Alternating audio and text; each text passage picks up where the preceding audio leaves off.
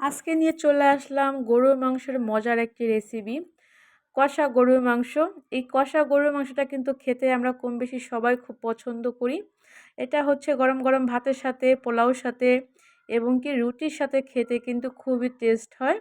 তো এই তো 2-1 দিন পরেই হচ্ছে পবিত্র শবে বরাত। চাইলে এই কষা গরুর মাংসটা করতে পারেন, আর সাথে হচ্ছে চালের গুঁড়ির রুটি করতে পারেন, খুবই সুস্বাদু। তো আসসালামু আলাইকুম, welcome back to my channel, my page. এখানে হচ্ছে আমি কড়াইতে সরষের তেল দিয়ে দিলাম। এই পর্যায়ে হচ্ছে কয়েকটা হচ্ছে তেজপাতা। এবার হচ্ছে আমি এখানে গরুর মাংসগুলো দিয়ে দিলাম। এখানে গরম মশলার আইটেমগুলো দিয়ে দিলাম, মানে এই তো লবঙ্গ, গোলমরিচ, এলাচ, দারচিনি এগুলোই হচ্ছে এখানে দিয়ে দিলাম। এবার হচ্ছে এটাকে আমি একটু ভেজে নেব, জাস্ট কালারটা চেঞ্জ হয়ে আসা পর্যন্ত এটাকে আমি একটু ভেজে নেব। তো এই পর্যায়ে হচ্ছে এখানে আমি না আদা রসুন বাটাটা দিয়ে দিছিলাম, কিন্তু আসলে আমার ফোনের ক্যামেরাটা অফ করা ছিল, আমি খেয়াল করিনি, এই জন্য আসলে খুবই সরি। তো এখানে হচ্ছে আমি 1 চা-চামচ আদা বাটা, 1 চা-চামচ রসুন বাটা ব্যবহার করছিলাম, এটা বলে দিলাম।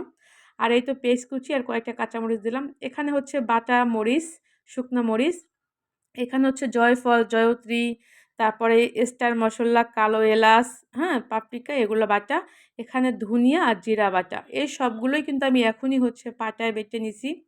চেষ্টা করবেন একদম মানে টাটকা মশলা দিয়ে রান্না করার জন্য, কারণ এই কষা মাংসটা আসলে একটু টাটকা মশলা দিয়ে রান্না করলে না খেতে দারুণ হয়।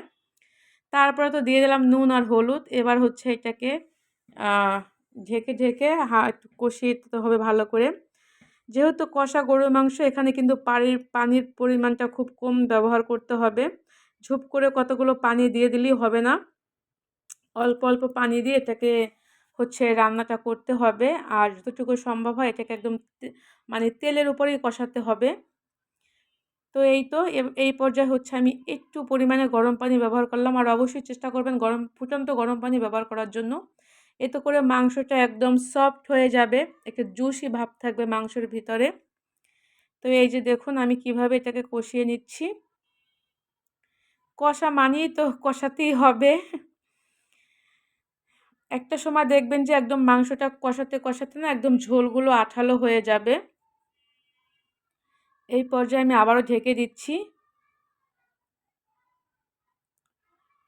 তো দেখুন এই পর্যন্ত কিন্তু আমি মাত্র একবার পানি ব্যবহার করলাম, আর এই যে একদম কি সুন্দর মশলাটা কিন্তু একদমই হয়ে গেছে, আঠালো হয়ে গেছে। এই পর্যায়ে হচ্ছে আমি একটু ঝোল দিয়ে দিলাম। এটাই লাস্ট ঝোল, আমি এখানে আর ঝোলের পানি অ্যাড করব না। এবার এটাকে আমি ভালো করে একটু রান্না করে নেব। অবশ্যই কিন্তু ফুটন্ত পানি দিতে হবে।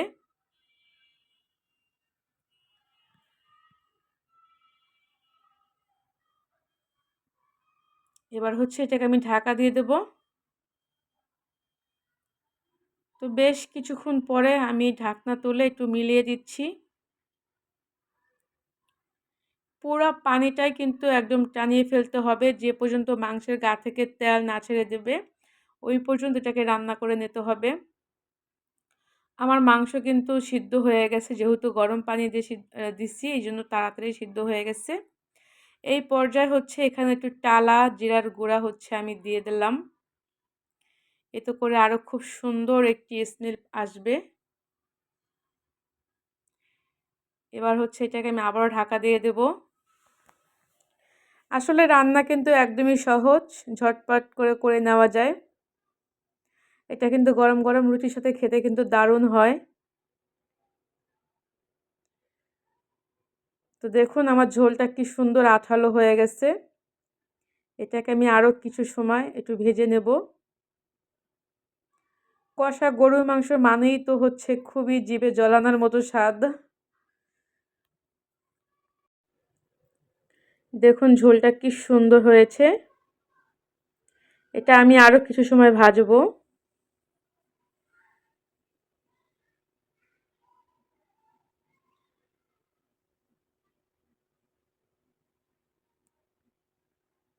তো কিছু সময় পরে এটা আমি তুলে নিলাম। দেখুন এটা কালারটা জাস্ট কি সুন্দর হয়েছে, আর মশলাগুলো কিন্তু একদম মাংসের গায়ের সাথে লেগে আছে। এটা কিন্তু রুটির সাথে খেতে দারুণ লাগবে। তো এই তো পবিত্র শবে বরাত আসছে, চাইলে এটা কিন্তু আপনারা ঝটপট বাসায় তৈরি করতে পারেন। আর এটা খেতে কিন্তু অসাধারণ মজা। কষা গরুর মাংস, এটার স্বাদ তো আর বলার কোনো অপেক্ষা রাখে না যে এটা কতটা পরিমাণ আসলে সুস্বাদু হয়। আর এই যে দেখুন জাস্ট মাংসের পিসটা দেখুন একদম মসল্লা জড়া, পুরা একদম জড়িয়ে আছে মসল্লাতে। তো এই তো খুবই সহজভাবে তুলে ধরার চেষ্টা করেছি রেসিপিটা। কেমন লাগলো অবশ্যই কমেন্টে জানাবেন। আর যারা আমার ভালোবাসার ভিউয়ার্সরা আমার চ্যানেলে বা পেজে আছেন, যারা আমার চ্যানেল থেকে দেখবেন অবশ্যই আমার চ্যানেলটাকে সাবস্ক্রাইব করে দিবেন। আর যারা আমার পেজ থেকে দেখবেন তারা আমার পেজটাকে ফলো করে দিবেন। অবশ্যই লাইক করবেন। সবাই ভালো থাকবেন, সুস্থ থাকবেন। আল্লাহ হাফেজ।